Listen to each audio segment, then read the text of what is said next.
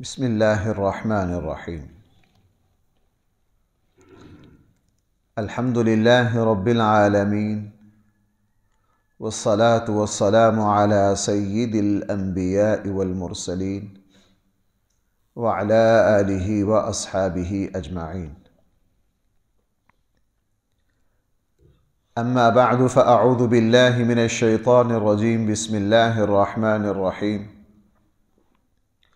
وَإِن مِّن قَرْيَةٍ إِلَّا نَحْنُ مُهْلِكُوهَا قَبْلَ يَوْمِ الْقِيَامَةِ أَوْ مُعَذِّبُوهَا عَذَابًا شَدِيدًا كَانَ ذَلِكَ فِي الْكِتَابِ مَسْطُورًا.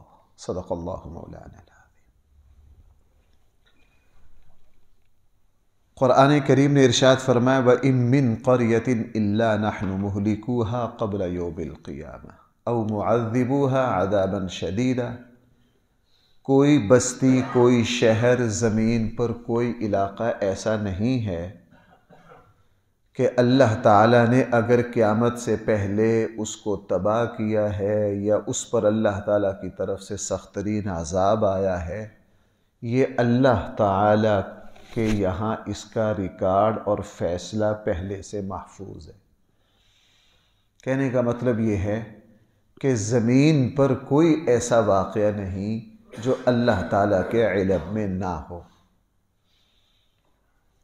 اللہ تعالیٰ کے احاطہ علمی کا ذکر ہے۔ ایسا نہیں ہے کہ یہاں کچھ بھی ہوتا رہے، اللہ تعالیٰ کے علم میں نہیں ہے۔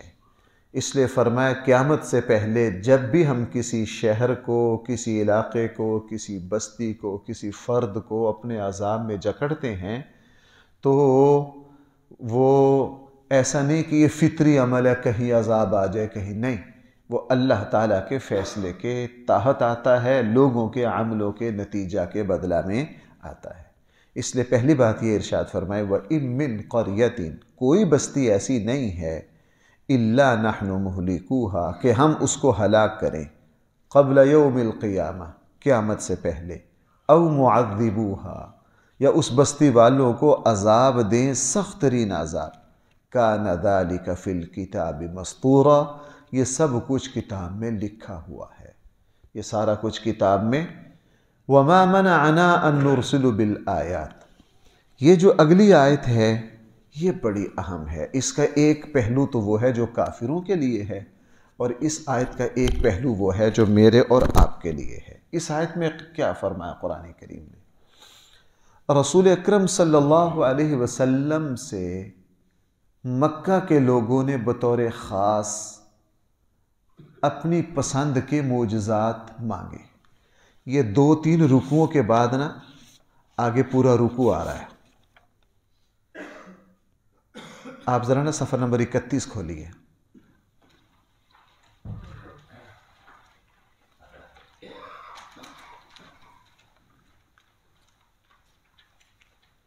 صفحہ نمبر 31 ہے، اس کی دوسری لائن ہے۔ اب یہاں ذرا کافروں کے، مکہ کے لوگوں کے مطالبات دیکھیے ذرا۔ وَقَالُوا لَن نُؤْمِنَ لَكَ، کافروں نے کہا ہم ہرگز آپ پر ایمان نہیں لائیں گے، حَتَّى تَفْجُرَ لَنَا مِنَ الْأَرْضِ يَنبُوعًا، یہاں تک کہ ہمارے لیے زمین کھلی کر دی جائے تاکہ ہم کھیتی باڑی کر سکیں۔ مکہ کے لوگوں نے کہا تھا ہمارے دائیں بائیں سارے پہاڑ ہیں، ہم نہ کھیتی کر سکتے، نہ یہاں باغات اگا سکتے، ہم آپ پر ایمان لائیں گے، لیکن یہ بیت اللہ کے دائیں بائیں جتنے پہاڑ ہیں نا ان کو اٹھا کے دور کریں، اس وادی کو کھلا کریں۔ پہلا مطالبہ۔ دوسرا مطالبہ او تکون لک جنت من نخیل، ہم آپ پر ایمان تب لائیں گے کہ آپ کے دائیں بائیں آپ کے پاس ایسا باغ ہو، من نخیل وعنب، جو کھجور اور انگور کا ہو، فَتُفَجِّرَ الْأَنْهَارَ خِلَالَهَا تَفْجِيرًا، اور ان باغوں کے درمیان میں نہریں جاری ہوں، جہاں پانی کی قلت ہے کیا جاری ہوں، ہم پھر آپ پر ایمان لے آئیں گے۔ دوسرا مطالبہ۔ تیسرا او تسقط السماء كما زعمت علينا كسفا، یا پھر جس طرح تم یہ کہتے ہو کہ فلاں قوم پر آسمان سے طوفان برس آیا، قوم نوح پر، فلاں پر، ہمارے اوپر گرا کے دکھاؤ۔ او اچھا اگلی چوتھا مطالبہ او تأتی باللہ والملائکۃ قبیلا، یہ اللہ تعالیٰ اور فرشتے ہمارے سامنے حاضر ہوں، آ کے کہیں کہ جی میں تمہارا رب بات کر رہا ہوں یا میں جبرائیل ہوں اور تم ہمارے نمائندے رسول اللہ صلی اللہ علیہ وسلم پر کیا لاؤ؟ اچھا ذرا آگے دیکھیے، او یکون لک بیت، یا آپ کا کوئی ایسا محل ہو، ایسا گھر ہو، من زخرف، جو سونے کا ہو، بھائی جو کیا ہو؟ سونے کا ہو، او ترقى فی السماء وَلَن نُؤْمِنَ لِرُقِيِّكَ حَتَّى اچھا، یا آسمان سے آپ کے لیے آپ کا ایسا گھر ہو جو سونے چاندی کا ہو، یا ہمیں یہ اختیار دے دیں، ہمیں کوئی انتظام کریں، اللہ کو کہیں کہ ہمیں آسمان پر چڑھنے کا موقع دیں، ہم آسمان پر جائیں، آسمان پر جا کر خود اللہ تعالیٰ کو پوچھ کر آئیں کہ آیا یہ آپ کے رسول ہیں یا نہیں۔ آگے دوبارہ پتہ پھر کیا کہہ رہا ہے؟ وَلَن نُؤْمِنَ لِرُقِيِّكَ حَتَّى تُنَزِّلَ عَلَيْنَا كِتَابًا نَقْرَأُ، یا آپ آسمان سے ہمارے نام کے خط منگوائیں، اللہ تعالیٰ کی طرف سے پیغام آئے اور اللہ تعالیٰ کی طرف سے اس پر ہمارے نام لکھے ہوں، یہ مطالبات کیے۔ بھائی بات سمجھ آ گئی؟ اب آئیے ذرا اس آیت پر۔ قرآن کریم نے ارشاد فرمایا، رسول اللہ صلی اللہ علیہ وسلم کے سامنے جب مطالبے کیے تو رسول اللہ صلی اللہ علیہ وسلم نے کافروں کے یہ مطالبے اپنے اللہ کے سامنے رکھے، تو اللہ تعالیٰ نے رسول اللہ صلی اللہ علیہ وسلم کو دو اختیار دیے۔ اللہ کے حبیب، اے ہمارے حبیب، اگر آپ یہ چاہتے ہیں کہ یہ مطالبے ان کے پورے کر دیے جائیں، ہم 1 منٹ میں کر دیتے ہیں۔ میں رسول اللہ صلی اللہ علیہ وسلم سے اللہ نے یہ فرمایا تھا کہ نہیں احد پہاڑ سونے کا کر دیں جو آپ کے ساتھ چلیں۔ حضور کو معراج پر لے گئے کہ نہیں؟ لے گئے۔ معجزات حضور کے پہلے بہت سارے ہیں، ہم ایسا کر دیتے ہیں، لیکن اگر ہم نے ایسا کر دیا پھر کوئی ایمان نہ لایا تو پھر ہم ان کو ہرگز مہلت نہیں دیں گے، ہرگز ان کو مہلت، جس طرح قوم سمود کے ساتھ ہوا۔ حضرت صالح علیہ السلام سے قوم سمود نے کہا جی اونٹنی اور فلاں اور فلاں اور فلاں مطالبے کیے۔ حضرت صالح علیہ السلام نے قوم کو سمجھایا اللہ تعالیٰ سے من پسند مطالبات نہیں کیا کرتے۔ قوم کو نہیں سمجھایا، جب مجبور کر دیا تو حضرت صالح علیہ السلام کی دعا سے اونٹنی آگے، قرآن نے اس کا جگہ جگہ ذکر کیا، اور قرآن میں یہ بھی ذکر فرما دیا کہ اب اس اونٹنی کے یہ شرائط و آداب ہیں، اس کو چھیڑ نہ دینا۔ لیکن آپ کو پتا انہوں نے پھر کیا کیا؟ اونٹنی کو قتل کر دیا۔ قرآن اس کے قتل کا ذکر کر رہا ہے۔ جیسے ہی اونٹنی قتل ہوئی، صالح علیہ السلام کو پتہ چلا، حضرت صالح علیہ السلام نے جو اپنے 2-4 ساتھی تھے ان کو کہا جلدی یہاں سے نکل جاؤ، اب اللہ کا عرش غضب میں آ گیا، اور آپ کو پتہ ہے بھائی پھر آسمان سے آگ کی بارش ہوئی۔ رسول اللہ صلی اللہ علیہ وسلم کے سامنے یہ رکھا گیا، یا ان کے مطالبے پورے نہ کیے جائیں اس کے بدلے میں مہلت لے لیں، یا ان کے مطالبے پورے کر دیے جائیں اس کے مقابلے میں مہلت نہیں ملے گی۔ رسول اللہ صلی اللہ علیہ وسلم نے فوراً عرض کیا، اے میرے اللہ، میں یہ مطالبوں کا پورا ہونا نہیں چاہتا، آپ میری امت کو مہلت دے دیجئے، اگر یہ ایمان نہ لائیں تو آگے چل کر ان کی نسلیں ایمان لے آئیں گی، آگے جا کے ان کی نسلیں۔ اور ایسا ہی ہوا۔ اور آپ حضرات کو پتہ ہے طائف کے موقع پر بھی اللہ کے حبیب نے کیا فرمایا تھا؟ جس وقت یہ رسول اللہ صلی اللہ علیہ وسلم کے سامنے یہ حضرت جبرائیل نے یہ بات رکھی، آپ حکم دیجئے طائف کے دائیں بائیں والے پہاڑوں کو ملا کر آٹے کی طرح پیس دیں ان کو، تو رسول اللہ صلی اللہ علیہ وسلم نے اس وقت بھی یہ فرمایا تھا، نہ، اگر یہ ایمان نہیں لائے تو ان کی نسلیں ایمان لے آئیں گی۔ یہ تو ہو گیا کافروں کا رخ۔ یہاں میرا اور آپ کا بھی ایک سبق ہے۔ وہ کیا؟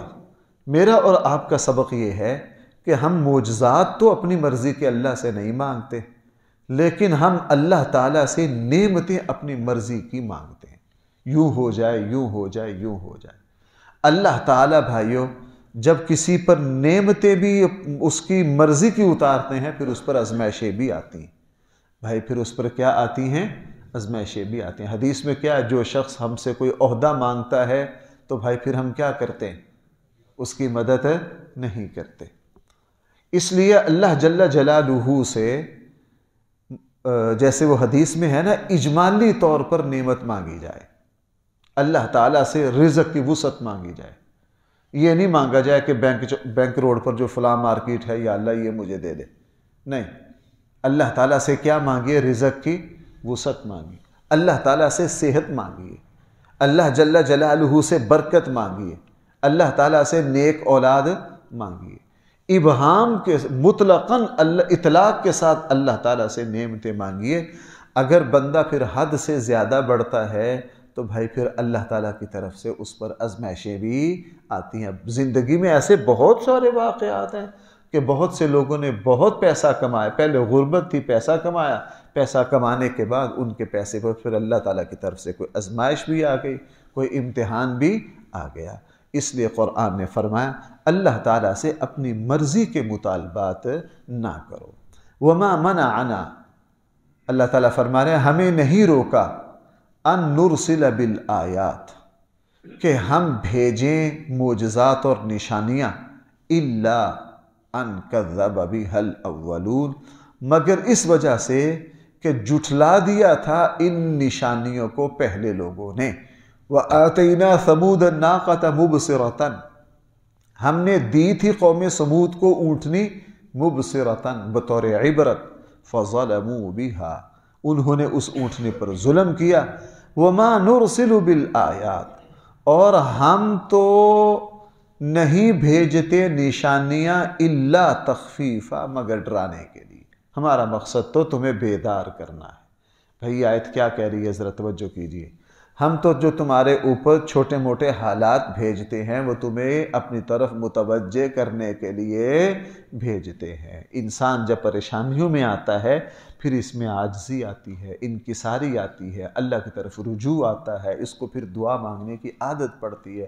انہی مشکل حالات میں میری زندگی بھی اور آپ کی زندگی بھی ضرور اس پر گواہ ہے کہ مشکلات میں ہمیں اللہ کا جو قرب حاصل ہوا ہے وہ خوشیوں میں نہیں ہوا، وہ خوشیوں میں نہیں ہوا۔ انسان جب پریشانی میں آتا ہے پھر اللہ تعالیٰ اس کے دلوں کے زنگ کو بھائی کیا کر دیتے ہیں؟ دور کر دیتے ہیں۔ اگلی آیت، وَإِذْ قُلْنَا لَكَ إِنَّ رَبَّكَ أَحَاطَ بِالنَّاسِ، جس وقت ہم نے آپ سے یہ کہا کہ بے شک آپ کا رب سارے لوگوں کا احاطہ کیے ہوئے ہے، وَعَلِيمٌ بِذَاتِ الصُّدُورِ ہے، اور جو کچھ ہم کر رہے ہیں وہ اس کے علم میں ہے۔ وَمَا جَعَلْنَا الرُّؤْيَا الَّتِي أَرَيْنَاكَ، نہیں بنایا ہم نے وہ معاملات جو آپ کو دکھائے، إِلَّا فِتْنَةً لِلنَّاسِ، مگر لوگوں کے لیے آزمائش۔ یہ اگلی بات دیکھیے بھائی، پیچھے بھائی اس سورت کے شروع میں معراج کا ذکر ہوا نا، رسول اللہ صلی اللہ علیہ وسلم سفر معراج پر گئے۔ اس آیت میں فرمایا ہم نے آپ کو جو معراج، جو آسمانوں کی سیر کروائی ہے، وہ ہم نے لوگوں کے لیے آزمائش بنائی تھی کہ کون مانتا ہے، کون اس کا انکار کرتا ہے۔ اور اسی لیے مکہ میں سب سے بڑا طوفان بدتمیزی جو برپا ہوا وہ رسول اللہ صلی اللہ علیہ وسلم کے سفر معراج کی واپسی پر ہوا۔ آپ کو پتہ ہے اہل علم نے لکھا ہے کہ بہت سارے کمزور لوگ ایمان سے پھر گئے، کافروں نے حضور علیہ السلام کا مذاق اڑایا، اور صدیق اکبر جیسے شیر تھے، جیسے وہ تاریخی روایات میں آتا ہے نا، تاریخ میں ہے کہ صدیق اکبر رضی اللہ عنہ اس دن مکہ میں نہیں تھے، اس رات مکہ میں نہیں تھے، کسی کام سے گئے ہوئے تھے۔ صبح کو جب آئے تو اتفاق، بعض مرتبہ اتفاق بھی بڑا عجیب ہوتا ہے، ابو جہل کی نظر پڑ گئی کہ ابن قحافہ آ رہے ہیں۔ صدیق اکبر ابن قحافہ کے اس سے مشہور تھے۔ رسول اللہ صلی اللہ علیہ وسلم کے اس واقعہ کو لے کر صدیق اکبر کو پکڑ لیا ابو جہل نے۔ ابو جہل نے کہا یار ابن قحافہ، چونکہ حضرت ابو بکر کا ایک مقام تھا، قاضی تھے مکہ کے، بڑا خاندان تھا، ایک حیثیت تھی، یار ایک بات بتاؤ، کوئی شخص راتوں رات یہاں سے بیت المقدس جا سکتا ہے، شام جا سکتا ہے؟ صدیق اکبر نے کہا نہیں۔ کہنے لگے وہاں سے آسمانوں پر جا سکتا ہے؟ کہنے لگے جی نہیں، کون جا سکتا ہے؟ وہ منٹوں میں یوں سیر کر کے آ سکتا ہے؟ ساری باتیں جو تھی وہ صدیق اکبر سے منوا لی۔ صدیق اکبر سب نے کہا جی ایسا نہیں ہو سکتا، اور ہم آج بھی کہتے ہیں ایسا نہیں ہو سکتا۔ صدیق اکبر نے ٹھیک ہے، ایسا بالکل ممکن نہیں ہے۔ اس نے آگے سے کہا جناب اگر ایسا ممکن نہیں ہے تو یہ ساری باتیں آج صبح اسی صاحب نے کی ہے جس کو تم اللہ کا نبی مانتے۔ صدیق اکبر نے فوراً کیا فرمایا، ایسا بالکل ممکن نہیں ہے، لیکن اگر انہوں نے کہا ہے جو اللہ کے نبی ہیں پھر 100% سچی، پھر کیا ہے 100% سچی، ایسا ہو نہیں سکتا، اگر انہوں نے کہا ہے تو پھر 100% سچی ہے۔ ہم آج بھی کہتے ہیں بالکل ایک لمحہ میں بیت المقدس جانا ممکن نہیں ہے، آسمانوں پر جانا ممکن نہیں ہے، جنت اور جہنم کی سیر کرنا بالکل ممکن نہیں ہے۔ کوئی ہمارے سامنے آ کے کہہ دے کہ مجھے فلاں مجھ سے کہتے ہیں جھوٹ بولتے ہیں، یہ صرف اور صرف اللہ تعالیٰ نے اپنے حبیب صلی اللہ علیہ وسلم کو یہ سیر کروائی، یہ صرف رسول اللہ صلی اللہ علیہ وسلم کا معجزہ ہے، ہم کسی اور کے لیے اس کو مانتے نہیں ہیں۔ اس لیے قرآن نے فرمایا وَمَا جَعَلْنَا الرُّؤْيَا، رؤیا خواب کو بھی کہتے ہیں، لفظی معنی ہوتا ہے دیکھنا۔ حضرت عبداللہ ابن عباس فرماتے ہیں اس سے آنکھوں سے دیکھنا مراد ہے، صحیح بخاری میں اسی آیت کی تشریح ہے۔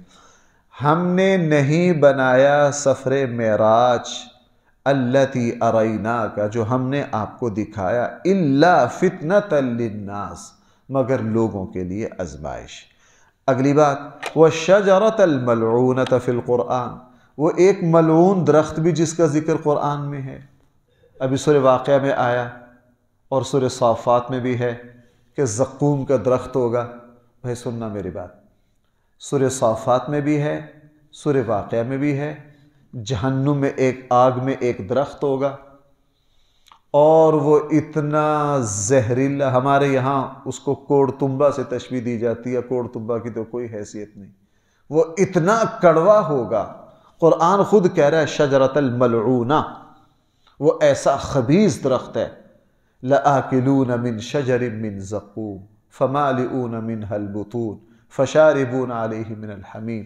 اور سورہ صافات میں ہے کہ جب اس کو کھایا جائے گا وہ ایسا خوفناک اللہ نے اس میں مادہ رکھا، وہ انسان کو اندر سے چھیل کر رکھ دے گا، ٹکڑے ٹکڑے کر دے گا۔ جس وقت رسول اللہ صلی اللہ علیہ وسلم نے فرمایا نا جہنم میں یہ درخت ہوگا، تو دو طرح سے مذاق اڑایا۔ بھائی کتنی طرح سے مذاق اڑایا؟ انہوں نے کہا جناب ادھر سے تو تم کہتے ہو کہ جہنم کی آگ بڑی سخت ہے، ادھر سے کہتے ہو جی اس آگ میں درخت ہوں گے، بھلا آگ میں بھی کبھی درخت ہو گئے؟ آگ میں بھی بھلا؟ یہ انہوں نے کہا، لیکن بھئی آج جدید زمانے میں اس نے ثابت کر دیا کہ نہیں؟ اس وقت جدید چیزوں میں دکھا دیا فلاں کیڑا آگ میں رہتا ہے، دکھا دیا، میں نے خود اس پر ویڈیو تفصیل سے دیکھی۔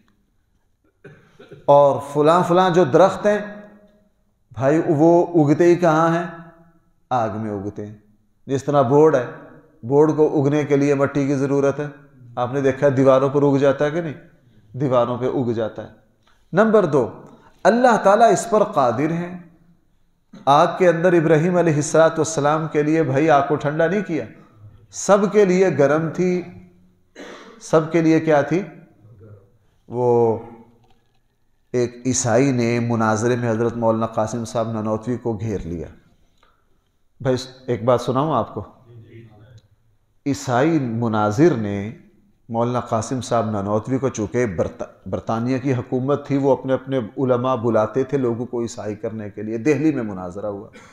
اس نے کہا جناب تمہاری کتابوں میں لکھ رکھا ہے کہ جہاں رسول اللہ صلی اللہ علیہ وسلم کا روضہ ہے، جہاں مسجد نبوی ہے، یہ ویران جگہ تھی، یہاں کھجوریں خشک کیا کرتے تھے۔